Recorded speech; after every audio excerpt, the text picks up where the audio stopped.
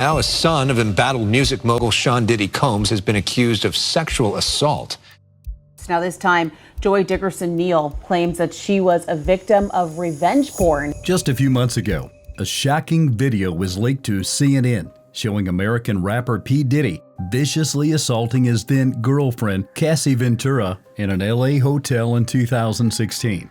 This came after several lawsuits from Cassie and 7 other accusers alleging rape, sexual trafficking, and assaults.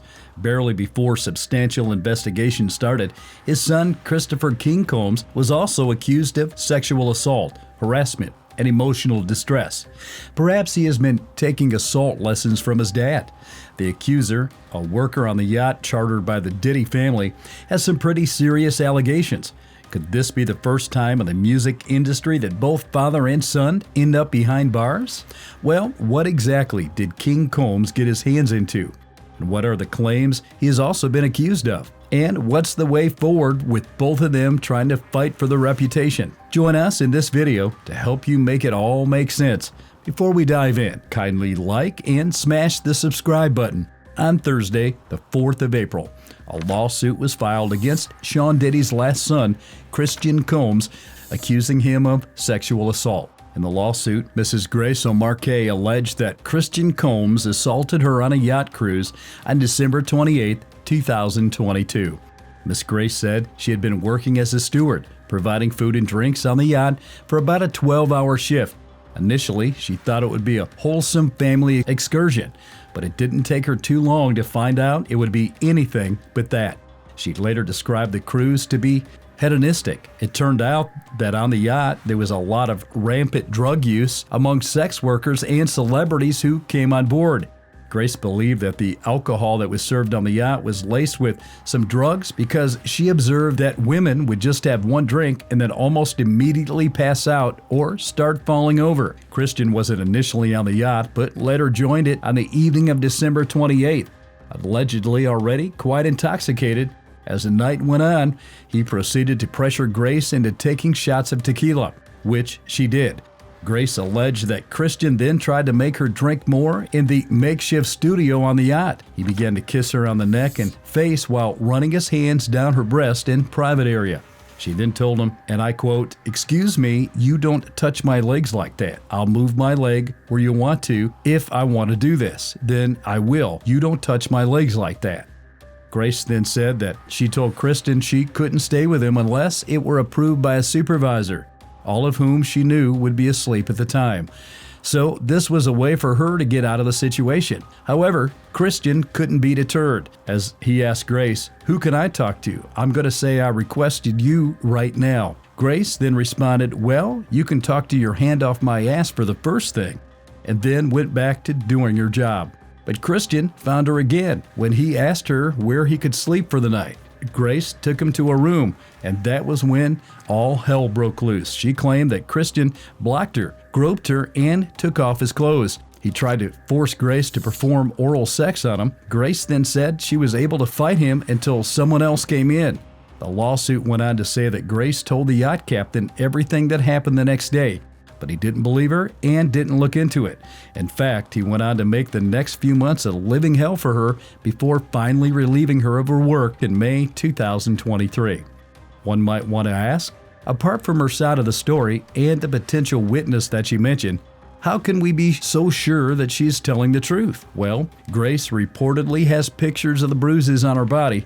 She claimed that during her first interaction with Christian in the studio, Rodney Jones, the former Diddy music producer who recently filed charges against him, also took footage of the incident. It's insane to see that it all ties in with Rodney Jones. Let's not forget that Rodney Jones is a former Diddy music producer whom Diddy invited to work on what would become his 2023 album, the Love Album Off the Grid, Diddy's first studio record since 2006. So he had been living with Diddy, which is why he was on the yacht that day. Jones made multiple allegations about Diddy in his own lawsuit, stating that there was rapid drinking, drug use, and sexual assault during Diddy's parties. He claimed that he was groped by Diddy, that he was a victim of sex trafficking as he was forced to engage in sex acts with sex workers, and that Diddy groomed him for homosexual sex and facilitated his sexual abuse by sending him over to actor Cuba Gooding Jr. Apparently, while all of this was happening, he was recording it. He claims there are hours of audio and video footage documenting Diddy's alleged crimes and misconduct. He demanded $30 million in restitution. And here's where it gets even crazier. The lawyer representing Rodney Jones is the same lawyer who filed a lawsuit against Christian Combs on behalf of Miss Grace O'Marcaigh. The lawsuit claimed it contains transcripts of audio recordings in which one can hear kissing sounds and Grace telling King Combs not to touch her. Although the tapes have not been released and their existence has only been claimed, they could hold significant evidence against Christian. Apart from the sexual assault filing, Grace also added intentional infliction of emotional distress to her lawsuit, claiming she has gone through a lot of mental anguish due to the emotional harm she suffered. This filing came just a week after federal agents raided Sean Diddy Combs' homes in Los Angeles and Miami on March 25th. The raids were conducted because Diddy had hundreds of cameras at the properties, which were believed to have captured some of his alleged sex crimes. Prosecutors were also looking for evidence of sex or drug trafficking, production of child pornography, or firearms. The Department of Homeland Security agents conducted the raids on March 25th at Combs' multi-million-dollar mansion in Los Angeles and his Miami waterfront home. During the raid, Christian and Diddy's older son, Justin Combs, were both handcuffed and detained, but not arrested. However, Grace O'Marcaigh's lawsuit wasn't only directed toward King Combs. It also named Diddy as a defendant in the case for two reasons. Firstly, Diddy was accused of aiding and abetting Christian's behavior. This means that chances are Diddy might have encouraged his son in this action. Secondly, since he reportedly leased the yacht where the incident occurred, Diddy is held responsible for the safety of those on board. This new information raises new questions among law practitioners and fans alike. Could these accusations become a part of a larger RICO, racketeer-influenced and corrupt organization's case against Diddy? This question is being asked because RICO charges generally are all about a certain pattern of criminal activity. So those new allegations, if proven true, can be seen as part of a wider misconduct, potentially leading to a more serious RICO charge, which can result in up to 20 years in imprisonment. However, it's important to note that these are allegations and nothing has been proven. But regardless, this issue seems to have escalated very quickly. The first recent accusation against Diddy came as early as last November when Cassie Ventura, also known as the singer Cassie, filed a lawsuit against him. She dated Diddy for many years and alleged that during that time, he physically and sexually assaulted her, took photos of this abuse, and even forced her to have sex with sex workers. However, just a day after the accusation, Cassie reached a settlement for the lawsuit outside of court. In a statement, she said, "I've decided to resolve this matter amicably on terms that I have some level of control. I want to thank my family, fans, and lawyers for their unwavering support." However, the damage was already done. The initial lawsuit triggered at least 3 other lawsuits from other women in that November alone. One of them, Joey Dickerson Neal, filed a lawsuit alleging that Diddy drugged her, sexually assaulted her, and secretly recorded her when she was a college student in 1991. She claimed that Combs pushed her to go to dinner with him on the 3rd of January, and she reluctantly, only to be drugged and left in a physical state where she couldn't stand or walk independently. The next woman, Lisa Gardner, claimed that she too was physically forced into having sex with Combs against her will. The suit also claims that Combs turned violent days after the alleged assault, allegedly assaulting and choking Gardner until she passed out. The third one came from Jane Doe, who alleged that Diddy, his longtime friend Harvey Pierre, and a third unidentified man gang raped her inside Combs' recording studio in Manhattan in 2003 after the high school student was flown in a private plane from Michigan and was given a copious amount of drugs and alcohol. She also claimed to have photos of them together as evidence. In a reply to these allegations, Diddy stated, "Enough is enough. For the last couple of weeks, I have sat silently and watched people try to assassinate my character, destroy my reputation and my legacy. Sickening allegations have been made against me by individuals looking for a quick payday. Let me be absolutely clear. I did not do any of the awful things being alleged. I will fight for my name, my family, and for the truth. However, hardly a month after making the statement, Rodney Jones joined the lawsuit with a bombshell 70-page accusation alleging that Diddy is known as the kingpin in a sex, drug, and gun trafficking empire. Shortly after, Jones' lawyer also filed a sexual assault lawsuit against King Combs. The concentration of allegations from Jones made many people skeptical about the accuracy of the claims and whether he might be seeking a payout rather than seeking justice. These skeptics were later supported by criticism aimed at Tyrone Blackburn, the attorney representing Rodney and Grace, over what were termed as salacious claims. Judging by the fact that Rodney's name keeps popping up, do you also think that this issue might just be personal and Rodney is cooking all this up? Let me know in the comments section.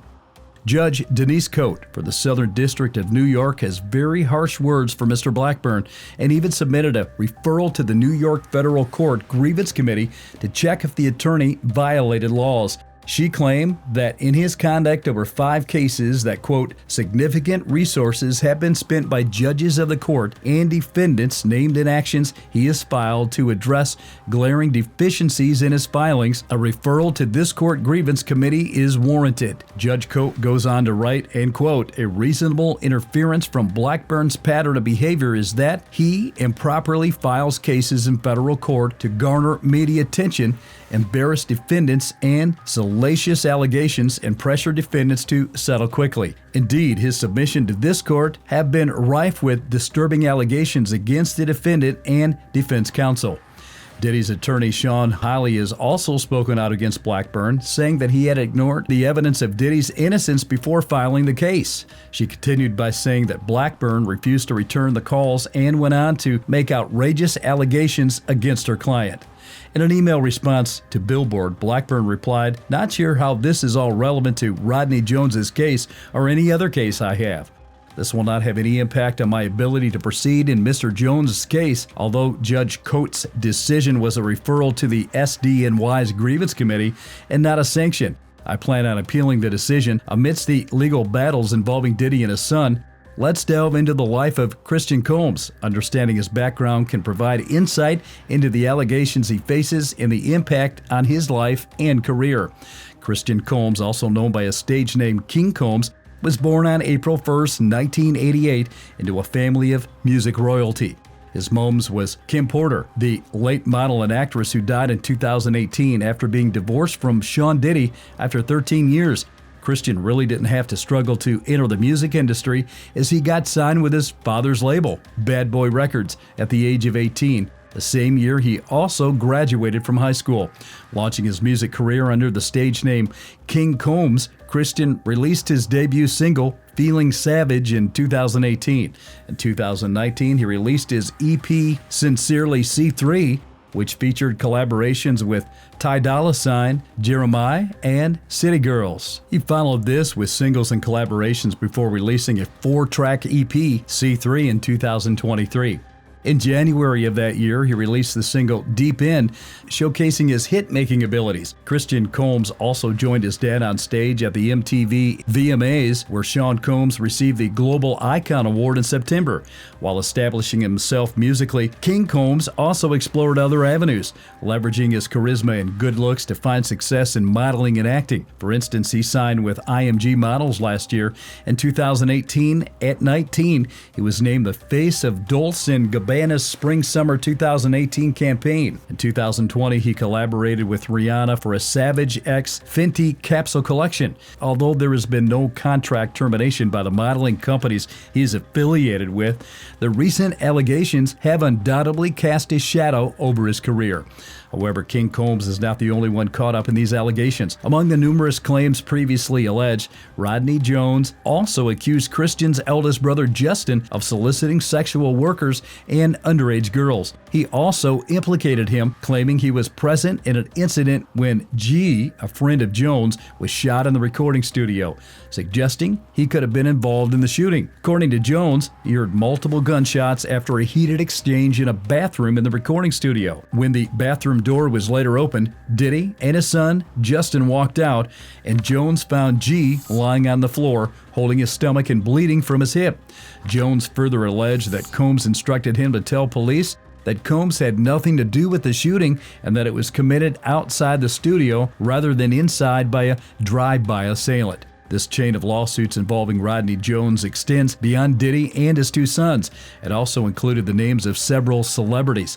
Among them is Prince Harry. Although he was not accused of any wrongdoing, his name came up as an example of international dignitaries that Diddy had access to as a result of his alleged drug trafficking runs. Young Miami's cousin was also mentioned in the suit for alleged misconduct, while Bishop T.D. Jakes was included without any accusations against him. The documents allege that Combs planned to leverage his relationship with Bishop T.D. Jakes to influence his public image before Ventura Cassie's lawsuit was settled. Other celebrities like Cuba Gooding Jr., Donald Lawrence, Georgia Masquire, Stevie J, and the Clark sisters were named in the lawsuit but not accused of crimes. The legal battle against King Combs and the rest of his family members continues, leaving unanswered questions about the validity of the allegations.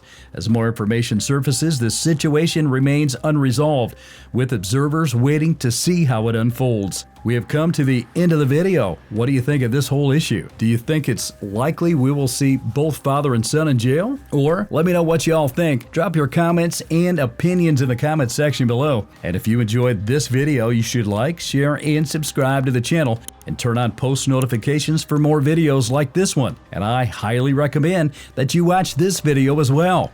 And I'll see you all on the next one.